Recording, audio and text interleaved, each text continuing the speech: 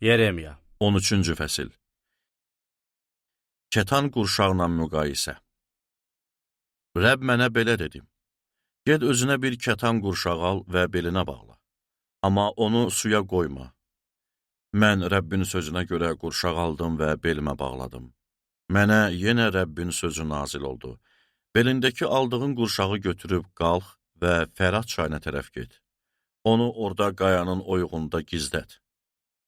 Mən gedib Rəbbin əmr elədiyi kimi onu Fərat çayının yaxınlığında gizlətdim. Uzun müddət sonra Rəbb mənə dedi: Qalx Fərat çayına tərəf get və sənə gizlətməyi əmr elədiyim qurşağı oradan götür. Mən Fərat çayına tərəf getdim və qurşağı gizlətdiyim yerdən qazıb götürdüm.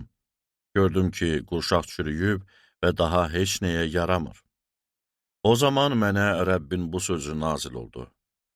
Rəbb belə deyir: Yahudanın təkəbbürünü və Yerusəlimin böyük qürurunu beləcə çürdəcəyəm. Sözlərimə qulaq asmayan, inadkarlıqla ürəklərinin istədiyinə uyan, başqa allahlara qulluq və səcdə eləyərək, onların tərəfdarı olan bu pis xalq heç bir şeyə yaramayan həmin qurşaq kimi olacaq.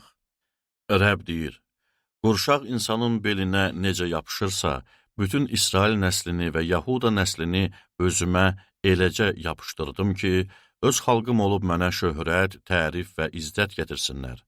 Ancaq onlar qulaq asmadı. Buna görə onlara bu sözü çatdır ki, İsrailin Allahı Rəbb belə deyir: Hər tuluq şərabla dolacaq. Onda sənə deyəcəklər, hər tuluğun şərabla dolacağını biz də bilmirikmi?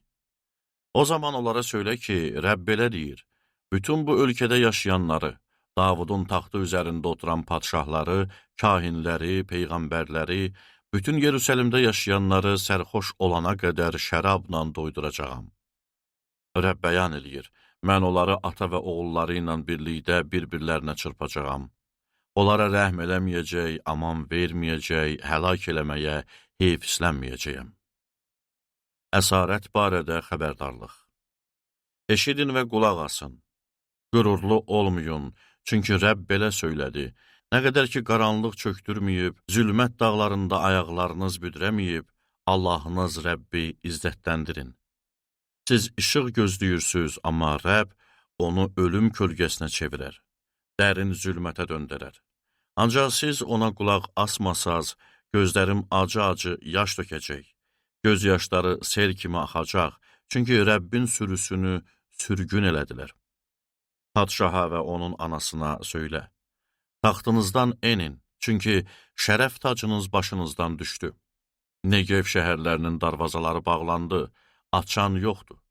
Bütün Yahuda sürgün edildi, hamı sürgün edildi. Başınızı qaldırıb şimaldan gələnləri görün. Sənə verilən sürü, sənin gözəl sürün hardadır? Rəbb müttəfiq kimi hazırladığın adamları sənə hakim qoyanda nə deyəcəksən? Məyər doğan qadının çəkdiyi sancı kimi səni də ağrı tutmayacaqmı? Əgər ürəyində bütün bunlar nə üçün başıma gəldi desən, bil ki, günahının çoxluğundan ətəklərin qaldırıldı və zorlandın. Quşlu öz dərisini, bəbir öz xallarını dəyişdirə bilərmi? Pislik eləməyə alışmış siz də yaxşılıq eləyə bilməzsiniz. Bundan ötürü səni çöl küləyi ilə sovrulan saman çöpü kimi səpələyəcəyəm. Sənə düşən püşk, mənim sənə ayırdığım pay budur. Rəbb belə bəyan eləyir: Çünki məni unuttun, yalana güvəndin. Bundan ötürü mən də sənin ətəklərini üzünə qaldıracağam ki, ayıbın görünsün. Çöldəki təpələr üzərində gördüyün iyrənc işləri, cinakarlığını, şəhvətlə kişnəməyini, həyasız əxlaqsızlığını gördüm. Vay halına, ey Yerusəlim! Sən nə vaxta qədər təmizlənə bilməyəcəksən?